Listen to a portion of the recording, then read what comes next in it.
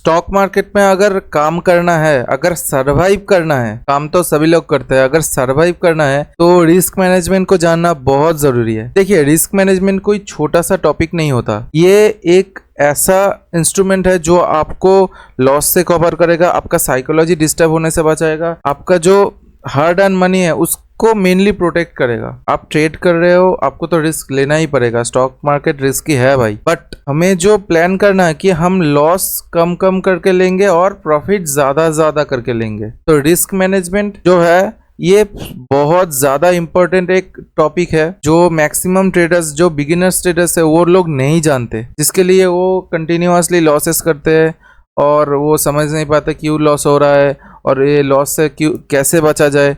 तो देखिए, ये रिस्क मैनेजमेंट कोई एक टॉपिक नहीं है, ये रिस्क मैनेजमेंट एक बहुत ज़्यादा एक बड़ा टॉपिक है।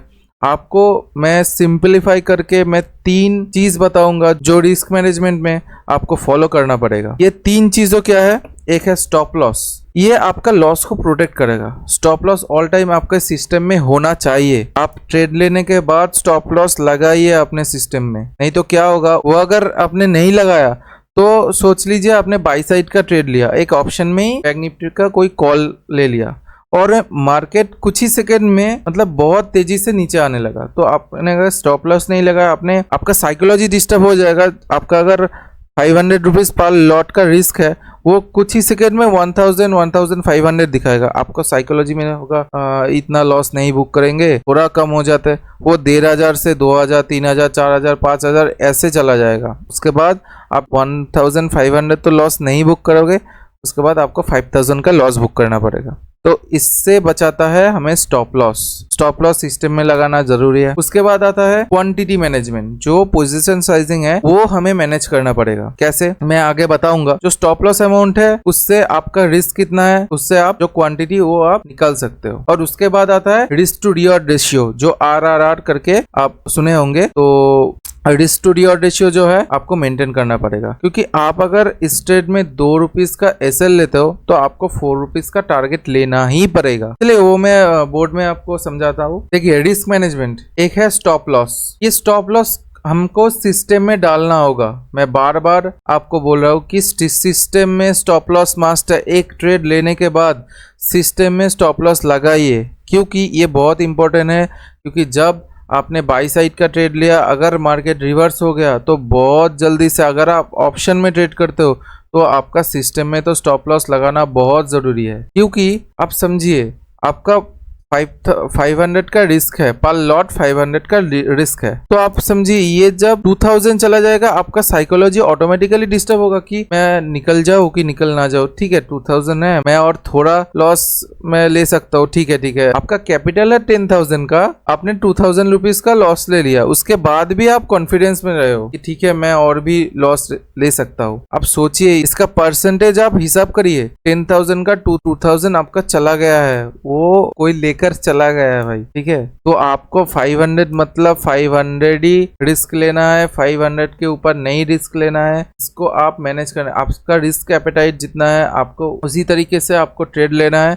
अगर स्टॉप लॉस 500 के ऊपर जाता है तो आप वो ट्रेड मत लीजिए, क्योंकि इसमें आपका कॉन्फिडेंस नहीं होगा। क्योंकि आप जितना रिस्क ले सकते हो ना, उससे ज्यादा रिस्क आ गया है। मान लेते हैं आप पर ट्रेड 500 का रिस्क लेते हो, बट ठीक है किसी ट्रेड में आपको 800 का रिस्क दिखाई दे रहा है, तो ये 800 का जो रिस्क है, प्लीज मैं आपसे रिक्वेस्ट कर रहा हूँ, ये ट्रेड आप मत लीजिए, क्योंकि इसमें आपका कॉन्फिडेंस चला जाएगा। क्यों कॉन्फिडेंस चला जाएगा? जब ये 600 आएगा, 700 आएगा ना, तब आप टेंशन में आ जाओगे कि मैं तो 500 का रिस्क लेता था, तो मैं अभी 800 का क्यों रिस्क ले रहा हूँ, ये तो ठीक नहीं है। ठीक है, तो आपको ये मैनेज करके चलना होगा कि मुझे रिस्क लेना है, बट मेरे रिस्क एपेटाइट के हिसाब से लेना है। आपको डर लगने लगेगा कि मैं ये क्या कर रहा हूँ, इसमें आप नहीं निकल सकोगे। इसके बाद 1000 देखोगे, 2000 देखोगे। ठीक है, पूरा 10,000 का कैपिटल डे एंड में आप 5000 में क्लोज करोगे। इससे क्या होगा, देखिए आपने 10,000 का कैपिटल मार्केट में ले आया, उसके बाद वो एक दिन में हो गया 5000 का। देखिए ये मैक्सिमम लोग आपको नहीं बताएंगे, ये आपके साथ होगा बट आप नहीं देखोगे इसे। देखिए 10,000 से जब 5,000 आया, आपका कैपिटल कितना परसेंट लूज हुआ? 50% लूज हुआ। अब सोचिए ये 5,000 का जो कैपिटल है, ठीक है, आपने सोचा कि मैं कवर कर लूंगा। अब सोचिए ये 5,000 से अगर 10,000 आप जाओगे, कितना आपको रिटर्न बनाना पड़ेगा? 100% का,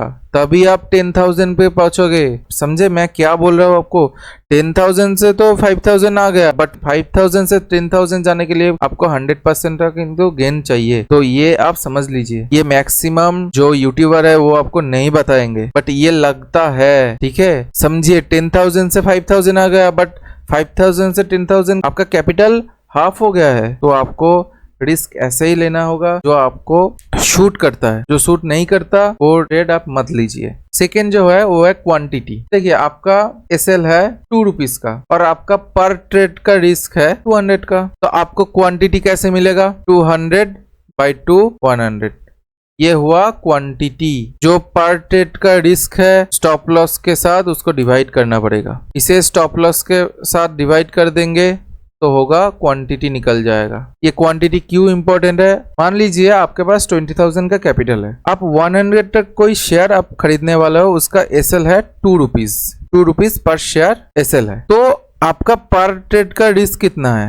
आप मैक्सिमम आपका ट्रेड का रिस्क कितना है? रिस्क पर ट्रेड है 200 रुपीज। अब सोचिए ये 100 का शेयर आपने ले लिया, आपका 20,000 में आपका 200 क्वांटिटी हो गया, ठीक है। तो 200 क्वांटिटी तो 20,000 में आ गया, बट आपका रिस्क कितना हो गया? क्वांटिटी तो 200 है, तो 200 इंटू 2, मैंने आपको कहा था कि स्टॉप लॉस है 2 रुपीज का, 400 का आपका स्टॉप लॉस हो गया। तो आपका रिस्क पर ट्रेड जो है वो 2 टाइम्स बढ़ गया। इसलिए क्वांटिटी मैनेजमेंट बहुत ज्यादा जरूरी है। आपके पास 20,000 है, इसका मतलब ये नहीं है आपको 20,000 का ही ट्रेड लेना पड़ेगा। आप 10,000 का लीजिए, बट आपका स्टॉप लॉस हिसाब करके लीजिए। स्टॉप लॉस अगर ज्यादा हो रहा है मत लीजिए, क्वांटिटी कम कर दीजिए। बट आपका स्टॉप लॉस अगर 200 का होगा तो 200 ही लीजिए। 200 में जितना क्वांटिटी आता है, कितना क्वांटिटी आएगा?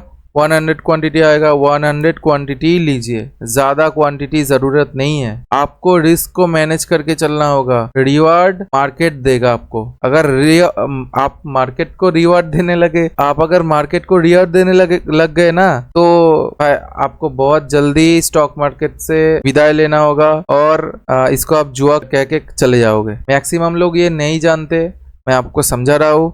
ये रिस्क टू रिवॉर्ड बहुत इंपॉर्टेंट है, आपको रिस्क टू रिवॉर्ड मेंटेन करके ही चलना होगा।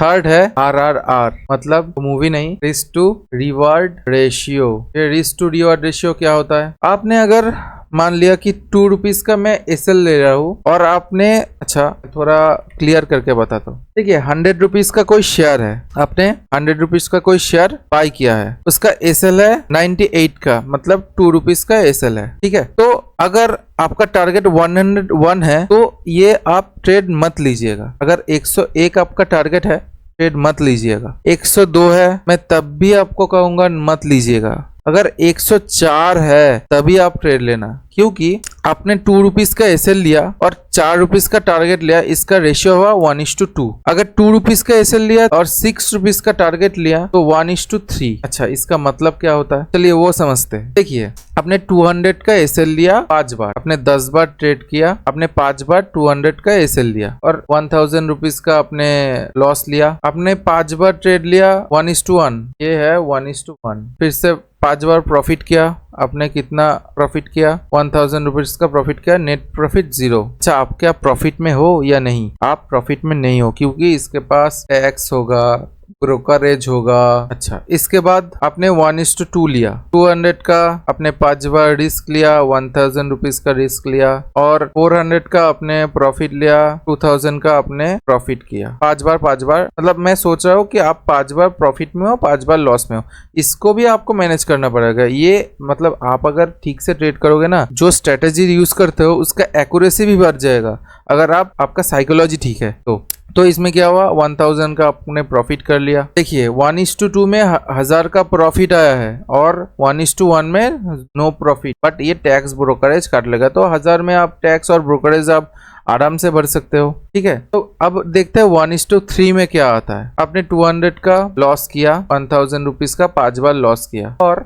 600 का 5 बार प्रॉफिट किया, 3000 का प्रॉफिट किया। तो इसमें क्या हुआ, 2000 का आप नेट प्रॉफिट में हो। आपका ब्रोकरेज उठ गया क्या? ऑब्वियसली 2000 में कितना 500-600 ब्रोकरेज होगा, ब्रोकरेज तो मेरा उठ गया। तो ये सोचिए क्यों आपका रिस्क टू रिवॉर्ड रेशियो बहुत इंपॉर्टेंट है। अगर आप 1:1 लोगे, 1:2 लोगे, 1:1 लोगे, मतलब 1:1 भी नहीं प्रेफर करना चाहिए। अगर आप बहुत एक्सपीरियंस नहीं हो ना तो ये 1:1 भी नहीं प्रेफर करना चाहिए। आपको 1:2, 1:3, ये 1:2, 1:3 के बाद ना जो न्यू ट्रेडर का जो पेशेंस लेवल है ना वो चला जाता है। तो आप ट्रेडर जब हो तो 1:2 और 1:3, 1:4 यही लेने का कोशिश करिए। अगर नहीं होता तो वो ट्रेड छोड़ दीजिए। तो चलिए, तो पहला क्या था, स्टॉप लॉस, सेकंड क्या था, क्वांटिटी, थर्ड क्या था, रिस्क टू रिवॉर्ड रेशियो। तो ये तीनों ही इंपॉर्टेंट है। अगर आप ये तीनों को मेंटेन करके चलोगे तो आपको देखिए आपको लॉस, ज्यादा लॉस से बचाएगा क्या ये आपको, मतलब आपका स्टॉप लॉस, अगर आपने स्टॉप लॉस 2 रुपीज का लिया है तो पोजीशन साइजिंग अगर गलत लोगे उससे बचाएगा क्या, क्वांटिटी मैनेजमेंट। मैं आपको सिखाया कि रिस्क पर ट्रेड जो है स्टॉप लॉस को देके उससे डिवाइड कर देना होगा तो आपको क्वांटिटी मिल जाएगा। और रिस्क टू रिवॉर्ड रेशियो क्या बोलता है कि आपका ब्रोकरेज टैक्स जो है वो भी तो आपको निकालना पड़ेगा ना, वो तो आपको देना ही पड़ेगा। तो ब्रोकरेज टैक्स जो है इसको आपको निकालना पड़ेगा, आपको प्रॉफिट करना पड़ेगा। तो आप प्रॉफिट में तो रहोगे ना, तो प्रॉफिट में जब रहोगे तो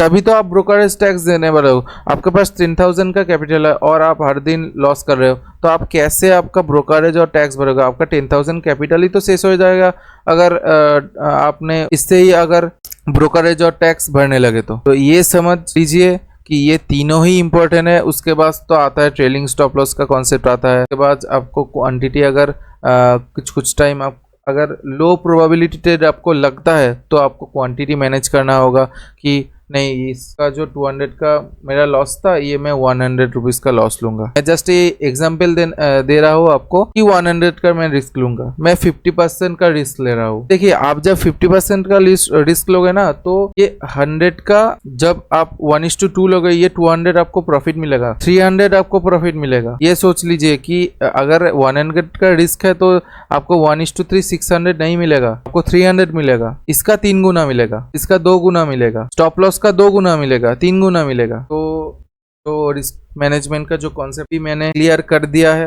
अगर कोई डाउट रहता है तो कमेंट कर सकते हो। तो वीडियो अगर अच्छा लगता है तो वीडियो को लाइक करना, शेयर करना और चैनल को सब्सक्राइब कर देना। चलिए मिलते हैं नेक्स्ट किसी अच्छे वीडियो में एक अच्छे कंटेंट के साथ। तब तक के लिए बाय। और टेक्निकल एनालिसिस के ऊपर बहुत अच्छा वीडियो आने वाला है तो उसके लिए आपको चैनल को सब्सक्राइब करके रखना होगा। तो चैनल को सब्सक्राइब भी करके रखिए। तो चलिए मिलते हैं नेक्स्ट वीडियो में। टाटा।